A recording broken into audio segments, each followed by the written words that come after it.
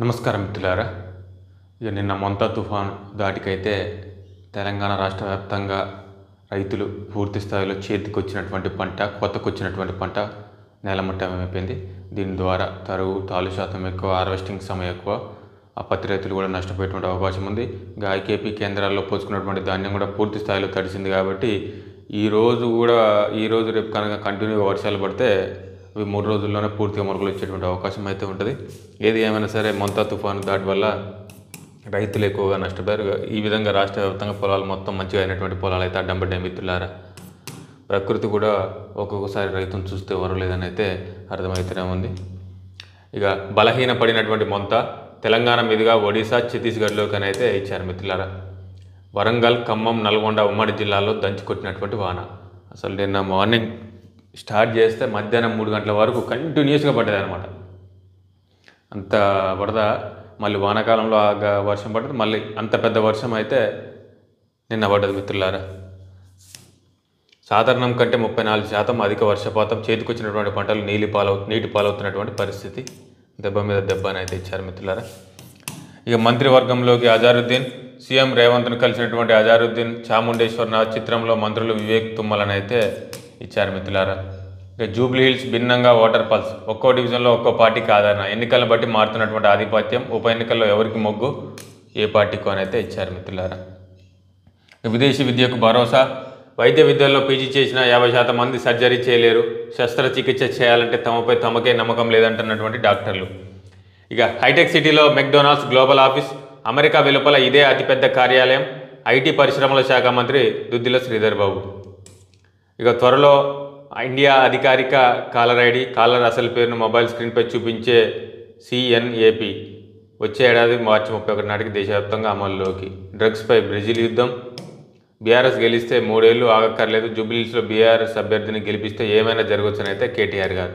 ఇక అప్పుల్లో కోరుకున్నటువంటి డిస్కామ్లకు 1,00,000 కోట్ల ప్యాకేజీ, బెయిల్అవుట్ ప్రణాళిక రూపొందిస్తున్నటువంటి కేంద్రం ఈ సహాయాన్ని పొందాలంటే విద్యుత్ సంస్థలు ప్రైవేట్ పరం చేయాలి, లేదంటే ఆ డిస్కంలో స్టాక్ ఎక్స్చేంజీలో నమోదు చేయాలని అయితే ఆంధ్రజ్యోతిలో కథనాలు అయితే ఇచ్చారు. రఫేల్లో రాష్ట్రపతి, యుద్ధ విమానంలో ప్రయాణించినటువంటి ద్రౌపది ముర్ము, 15,000 అడుగుల ఎత్తు, గంటకు 700 కిలోమీటర్ల వేగం, మరపురాని అనుభూతి అన్న త్రివిధ దళాల అధిపతి, 2 వేర్వేరు యుద్ధ విమానాల్లో ప్రయాణించినటువంటి తొలి రాష్ట్రపతిగా రికార్డ్.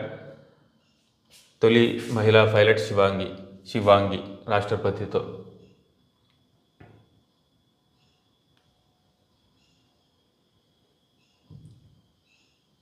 ఇక వెలుగులో చూసుకున్నట్లయితే మంత్రివర్గంలోకి అజారుద్దీన్, ఇక మొంతా కల్లోలం, బీభత్సం సృష్టించినటువంటి తుఫాన్, లక్షలాది ఎకరాల్లో పంట నష్టం, జూబ్లీహిల్స్లో బీజేపీ బీఆర్ఎస్ కుమ్మక్కు, హైదరాబాద్ జనం తెలివైన వాళ్ళు, అసెంబ్లీ ఎన్నికల అప్పుడు కాంగ్రెస్ మాటలు నమ్మలేదు, అన్ని సీట్లలో ఆ పార్టీని ఓడించారు, జూబ్లీహిల్స్ బైపోల్లోనూ తెలివిగా వ్యవహరించాలనేది ఇక్కడ కారుకు బుల్డోజర్కు మధ్య యుద్ధం అయితే కేటీఆర్ గారు. ఎంఐఎం బీజేపీ మధ్య పోటీ అనేది జూబ్లీహిల్స్లో కాంగ్రెస్కు ఓటేస్తే ఎంఐఎంకు వేసినట్లు రామచంద్రరావు గారు. గతంలో మజ్లిస్ నుంచి పోటీ చేసినటువంటి అభ్యర్థి కాంగ్రెస్ క్యాండిడేట్. 10 ఏళ్లలో బీఆర్ఎస్ చేసింది ఏం లేదు, పేదలు బడుగు బలహీన వర్గాల పార్టీ కాంగ్రెస్ పార్టీ అయితే మంత్రి వివేక్ వెంకటస్వామి. ఇక అలర్ట్గా ఉండండి, తుఫాన్తో ప్రాణ ఆస్తి నష్టం జరగొద్దు, అధికారులకు సీఎం రేవంత్ ఆదేశం. ఒడ్లు పత్తి తడవకుండా సెంటర్లలో ఏర్పాటు చేయండి, లోతట్టు ప్రాంతాల ప్రజలు సహాయక శిబిరాలను తరలించాలి, వైద్య ఆరోగ్య శాఖ తగినంత మందులు అందుబాటులో ఉంచుకోవాలి. ఇక ఇండియాతో త్వరలోనే trade deal, America president Trump ప్రకటన.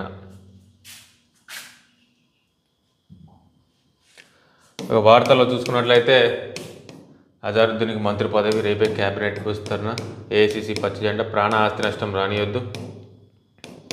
ఇక 6 ఏళ్లలో 4 కోట్ల కొలువుల సృష్టి, జీసీసీలకు రాజధాని హైదరాబాద్. జల దిగ్బంధంలో గ్రామాలు, మరో 72 మంది నక్సల్స్ లొంగుబాటు, తడిసిన ధాన్యం కొనుగోలుపై త్వరలో నిర్ణయం. తడిసిన ధాన్యం కొనుగోలు అంశం ముఖ్యమంత్రి దృష్టికి తీసుకెళ్లి విధానపరమైన నిర్ణయం తీసుకుంటామని అయితే మిత్రులారా. ఇప్పుడు వ్యవసాయం శాఖ రాష్ట్ర ప్రభుత్వాన్ని తెలియచేయవలసిందల్లా ఒకటే, ఈ వానాకాలంలో ఆ తేమ శాతం 17% ఏదైతే ఉందో దాన్ని 20 నుంచి 22% వరకు గనక ఆ మిల్లర్తో ఒప్పందం కుదుర్చుకున్నట్లయితే రైతులకు కూడా కొంత వెసులుబాటు అయ్యేటువంటి అవకాశం ఉంటుంది. ఈ వర్షాలకు, ఈ తుఫాన్లకు, ఈ మంచుకు ఒడ్లు ఆరేటువంటి అవకాశం అయితే లేదు. ధాన్యాన్ని ఆరబెట్టుకోవాలంటే ఒక రైతుగా నేను కూడా రోజు విడిచి రోజు ఆరబెడుతున్నా కూడా అవి అయితే తేమ శాతం రావట్లేదు మిత్రులారా. ఇక ముఖ్యంగా సన్నవడ్లు అయితే అసలు వానాకాలం పూట ఆరనే ఆరు.